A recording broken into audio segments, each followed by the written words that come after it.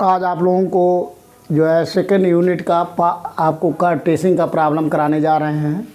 कुछ प्रॉब्लम जो है छूटा हुआ है, जो पिछले साल नहीं करा पाया था। कुछ आपको जो इम्पॉर्टेंट क्वेश्चन पिछले साल भी करा दिए हैं, तो कुछ क्वेश्चन आपको हैं जो इम्पॉर्टेंट छूटे हुए हैं कर्व ट्रेसिंग के, उसको कराने जा रहे हैं। देख लीजिए 2018 में आया हुआ है, trace the curve y square a plus x bracket में equal to x square 3a minus x.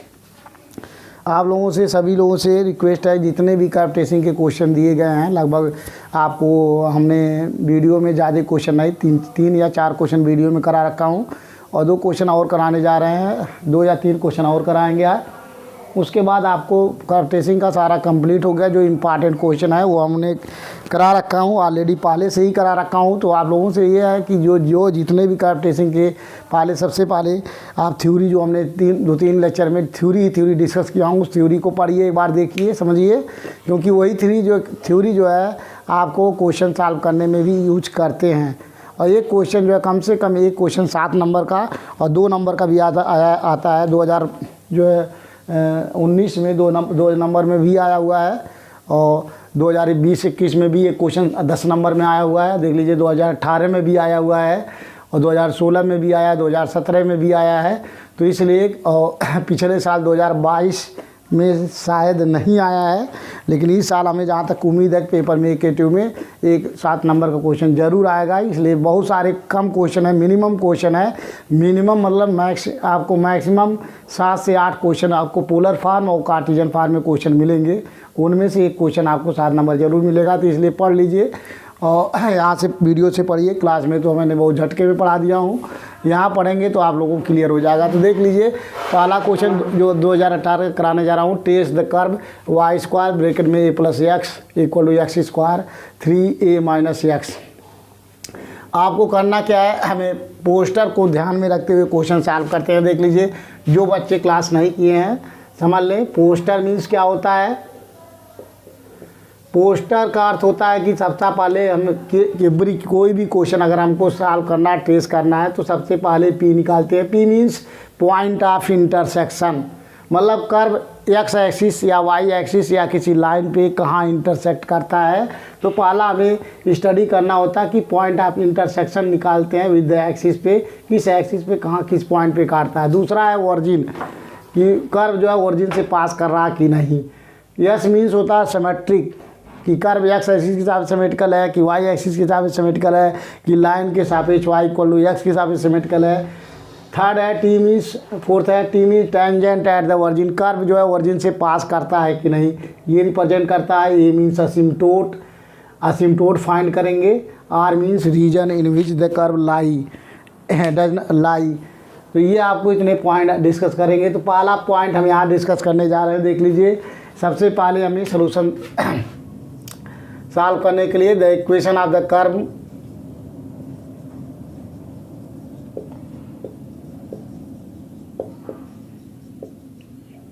Curve y square bracket में a plus x equal to x square bracket में 3a माइनस एक्स, इसको बना लेंगे equation first. करना क्या है, देख लीजिए, सबसे पहले हमें ईच क्वेश्चन को सॉल्व करने में सबसे पहले हमें एक्स और वाई का पावर देखते हैं, इवन है कि नहीं। ये देख लीजिए, यहाँ एक्स स्क्वायर तो है, लेकिन यहाँ एक्स से मल्टीप्लाई करेंगे एक्स क्यूब हो जाएगा, यहाँ भी एक्स है। तो सबसे पहले पावर देखते हैं किसका इवन है। तो देख लीजिए एक्स का पावर इवन है, लेकिन here the power of y are even. तो पहला सबसे पहले लिखते हैं symmetry.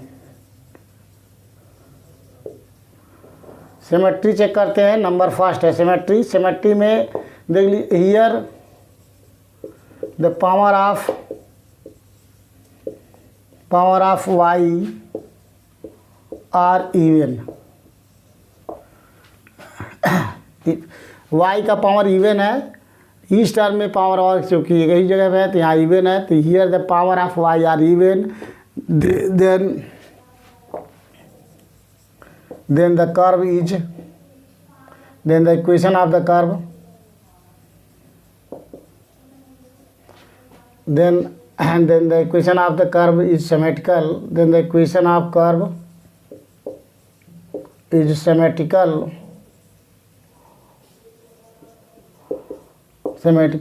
about x axis.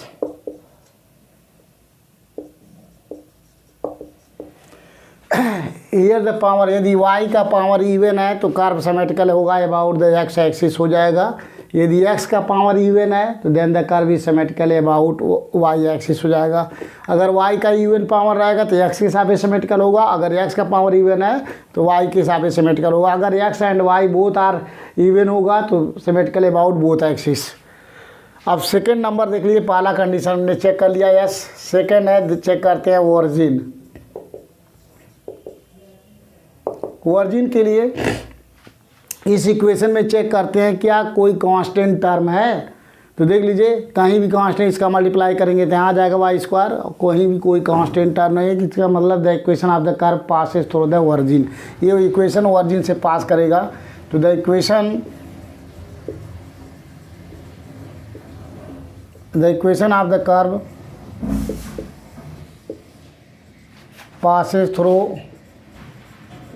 passes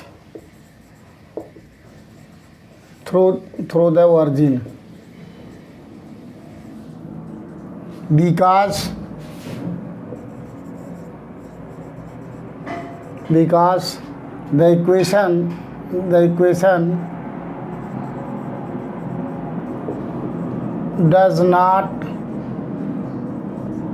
equation does not contain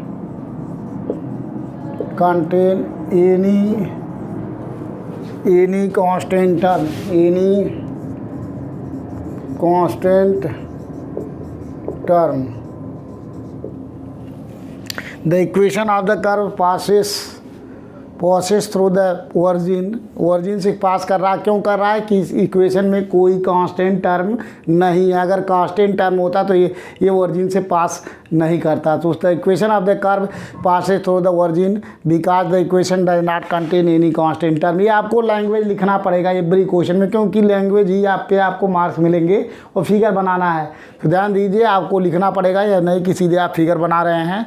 और थर्ड नंबर आपका आता है tangent at the origin.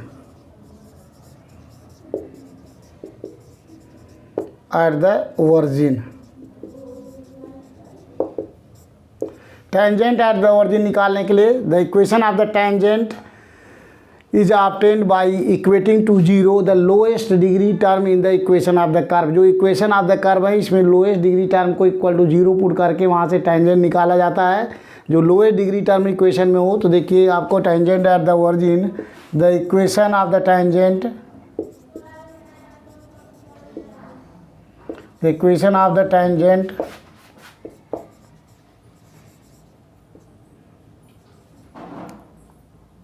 the equation of tangent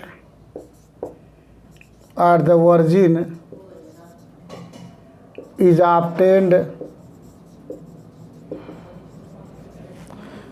the equation of the tangent at the origin is obtained by equating to zero the lowest degree term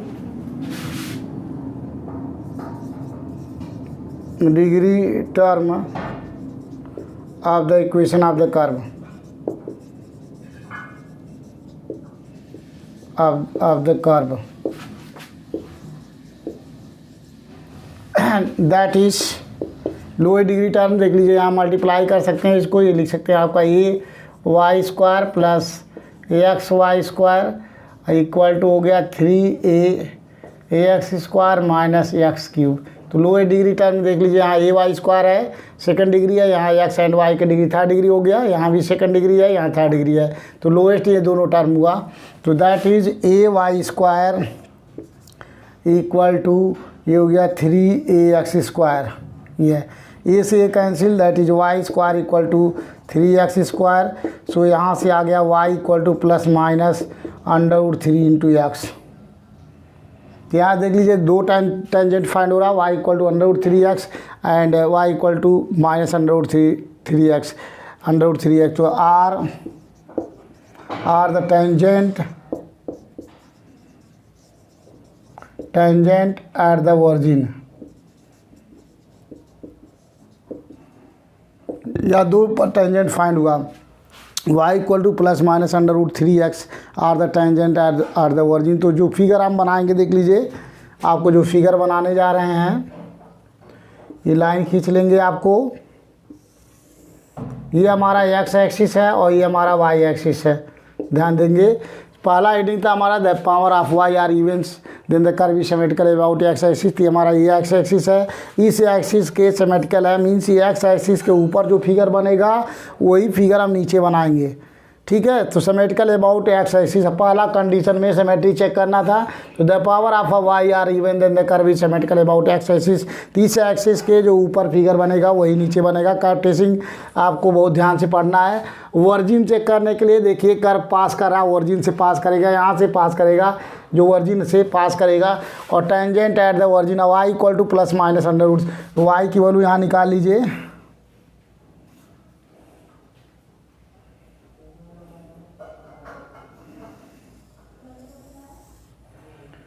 ये हो गई y equal to under root 3ax, ये हो गया। y equal to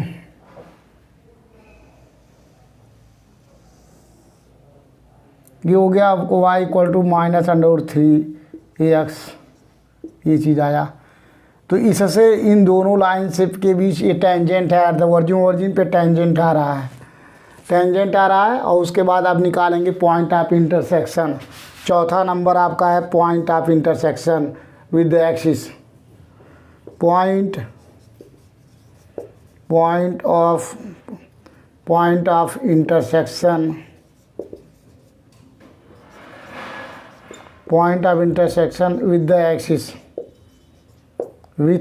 axis,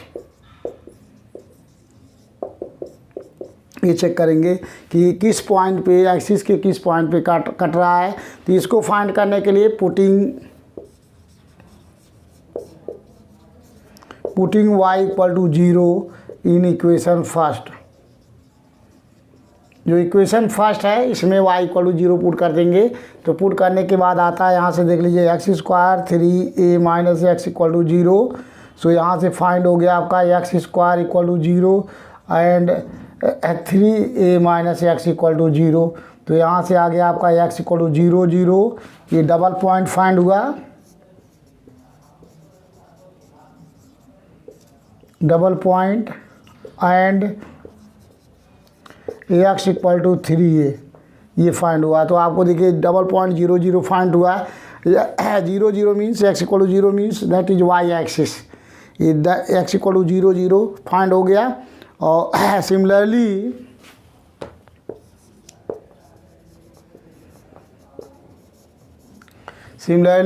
put x equal to 0 in equation first में अगर x equal to 0 put करेंगे तो यहाँ से x इक्वल टू 0 पुट करने के बाद y इक्वल टू 0 आ जाता है। तो y equal to in equation 1 then y equal to 0 find हो रहा है। इसका मतलब the curve meets the x axis, hence the curve meets the curve meets x axis at the point 0 0 and 3a कामा 0,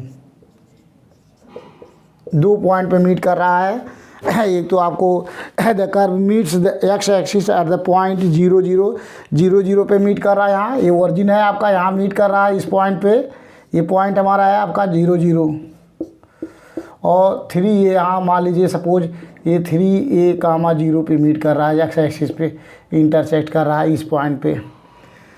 अब इसके बाद नेक्स्ट हमें topic है, यहाँ से मीट कर रहा, देख लीजिए यहाँ से टेंजेंट करता हुआ ये जा रहा है आपको, यहाँ से आपको टेंजेंट करता हुआ निकल रहा है, यहाँ पे मीट करेगा और सेम टू सेम यहाँ मीट कर रहा है। आगे कहाँ जा रहा है अभी आपको निकालना है, इसके आगे भी जाएगा, अभी डिस्कस करने जा रहे हैं। चौथा पॉइंट हो गया point of intersection. Next point आपको निकालने जा रहे हैं आपको असिम्प्टोट। असिम्प्टोट फाइंड करने के लिए नंबर 5 असिम्प्टोट देख लीजिए। यहाँ जो है y और x का हाईएस्ट डिग्री देखते हैं, तो एक्स क्यूब का हाईएस्ट डिग्री ये है, एक हाईएस्ट ही नहीं है क्योंकि एक्स क्यूब मल्टीप्लाई करेंगे तो यहाँ एक्स क्यूब आ जा रहा है। एक्स क्यूब का हाईएस्ट डिग्री कांस्टेंट है। अगर जो है किसी एक्स क्यूब का हाईएस्ट डिग्री का कोएफिशिएंट कांस्टेंट हो, इसका मतलब there is no asymptote parallel to x axis. हमें एक्स एंड वाई का हाईएस्ट डिग्री देखते हैं और उसका कोएफिशिएंट देखते हैं क्या है। एक्स का हाईएस्ट डिग्री का कोएफिशिएंट देखेंगे, फिर वाई का हाईएस्ट डिग्री का कोएफिशिएंट देखेंगे। अगर हाईएस्ट डिग्री का कोएफिशिएंट, अगर एक्स के हाईएस्ट डिग्री का कोएफिशिएंट कांस्टेंट है, इसका मतलब देयर इज नो असिम्प्टोट देयर, मतलब पैरेलल टू एक्स एक्सिस, मतलब पैरेलल टू एक्स एक्सिस में कोई असिम्प्टोट नहीं है।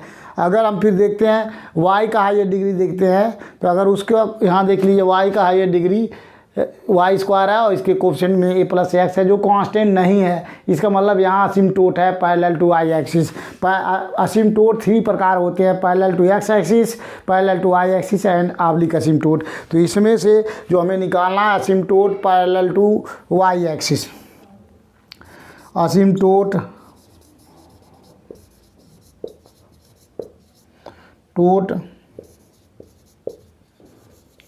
parallel to y-axis. The equation of the asymptote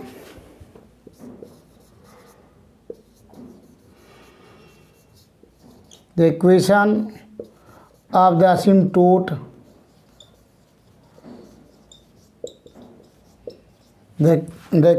asymptote is obtained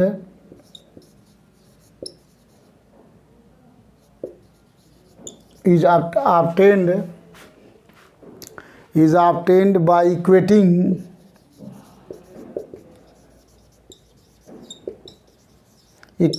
to 0 the highest coefficient of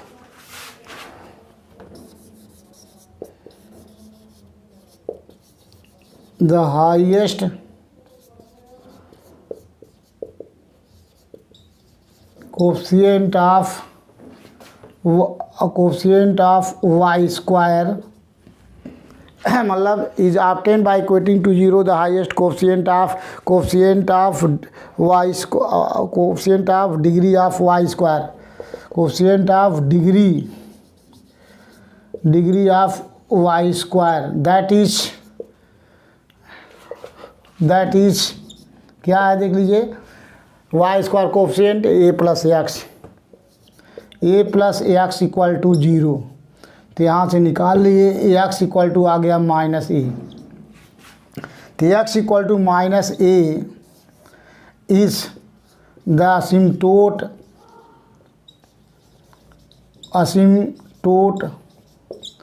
parallel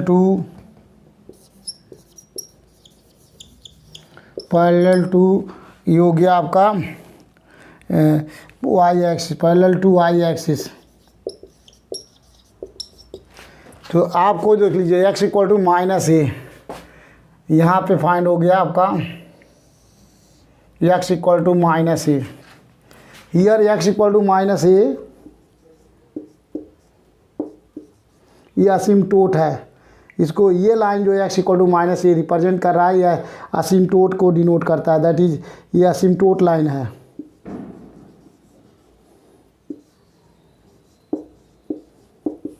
असिम्प्टोट line x equal to minus a asymptote, और ये आपका tangent line है, ये टेंजेंट लाइन है, ये आपको टेंजेंट लाइन रिप्रेजेंट कर रहा है, दिस लाइन, ये भी टेंजेंट लाइन है। ये हमारा वो जो है ओरिजिन है, ये ओरिजिन है।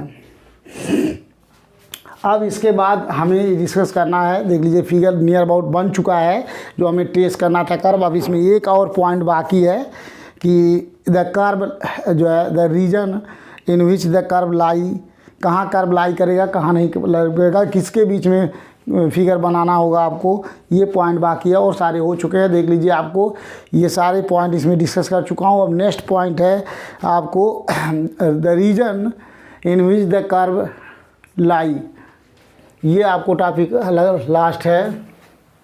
अरे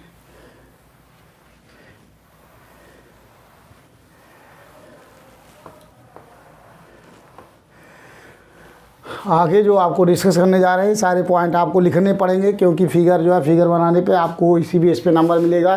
तो नेक्स्ट हेडिंग आपको लिखने जा रहे हैं region in which the curve lie. Region next आपका 6 नंबर है, इन विच द कर्व लाई।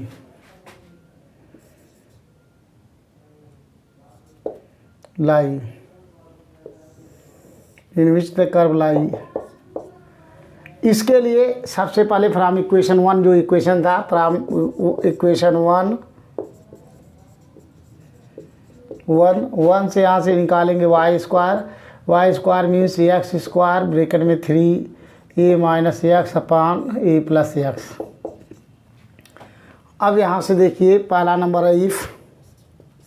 यहाँ डिस्कस करते हैं, अगर x की वैल्यू यहाँ पे x की वैल्यू 3 से a से बड़ा हो, इफ़ x ग्रेटर 3a, यदि x की वैल्यू 3 से बड़ा हो and x less than minus a and x greater 3a and x less than minus a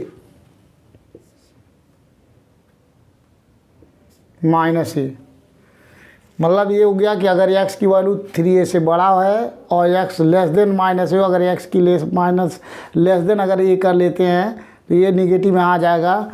the equation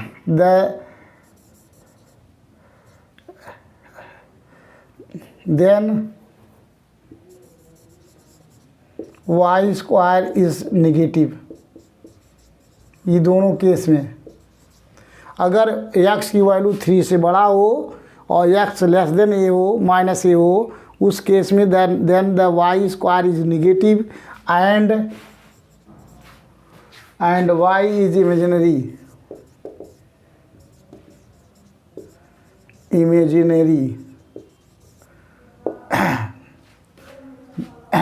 imaginary. Therefore the curve, मतलब इसका मतलब ये हो गया जब y इज इमेजिनरी है तो इस केस में the curve does not like में द पोर्शन द कर्व, मतलब नो जो अगर y स्क्वायर इमेजिनरी आ गया, इसका मतलब ये हो गया कि x ग्रेटर 3a पे और x less than minus a पर कर्व लाई नहीं करेगा, no portion of the curve. Therefore there no portion of the curve beyond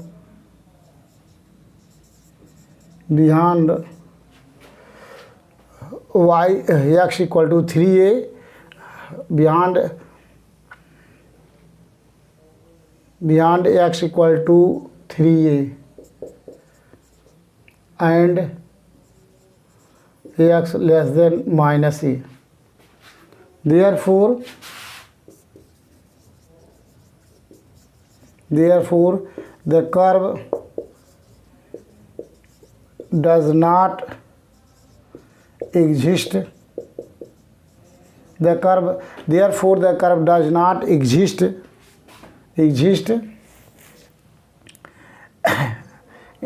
there exists if x greater 3a and x less than minus a. The curve lie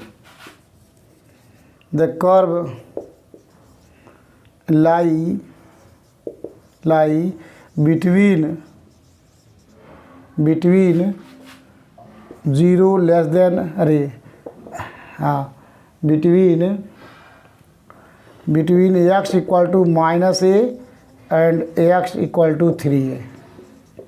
ये आपका answer complete हो गया। अब इसके लिए देख लीजिए, यहाँ x लेस देन है, यहाँ जो असिम्प्टोट है, यहाँ जो हमने टेंजेंट बनाया वो यहाँ से टेंजेंट करता हुआ ऐसे आगे निकलेगा और ऐसे आपको इनफाइनाइट की तरफ जाएगा ये, और यहाँ से भी ऐसे टेंजेंट करता हुआ ये आपका इनफाइनाइट की तरफ जाएगा। असिम्प्टोट पे टच नहीं करता, उसको स्पर्श करता हुआ निकल जाता है। ये आपका कंप्लीट हुआ।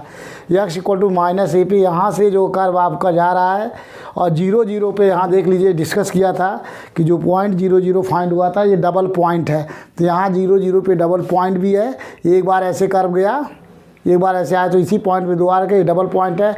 डबल पॉइंट इज कॉल्ड, ये आपका नोड कहलाता है।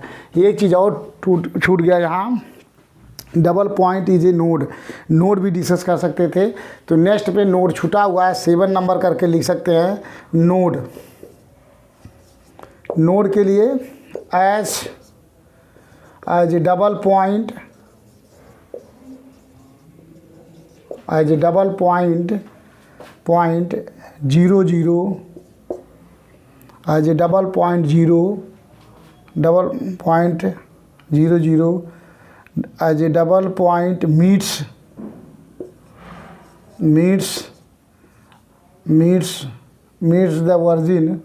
the origin as a double point meets the origin, that is